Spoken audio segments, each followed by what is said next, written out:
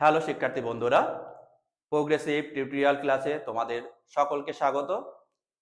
আজকে আমি আলোচনা করব আবহবিকার কাকে বলে।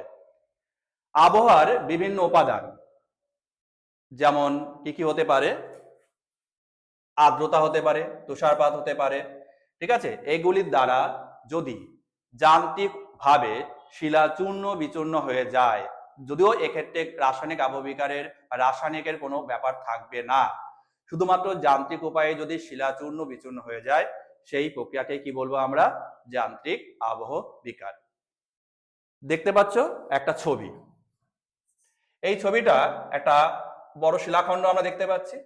এই শিলাখণ্ডগুলো কি হয়ে গেছে, দেখো যে শিলাখণ্ড দুটি ভাগে বিভক্ত হয়ে গেছে এবং পাশে ছড়িয়ে ছিটিয়ে ছোট ছোট অংশগুলো আমরা দেখতে পাচ্ছি। তার মানে একটা শিলা উষ্ণতার পরিবর্তন, শিলাস্তরের চাপ হ্রাস, আর্দ্রতা, তুষারপাতের প্রভাব প্রভৃতি কারণে ভৌত বা যান্ত্রিক উপায়ে কি হয়ে গেছে, চেঞ্জ বা পরিবর্তন হয়ে গেছে, ভেঙে শিলাটা টুকরো টুকরো হয়ে পরিণত হচ্ছে।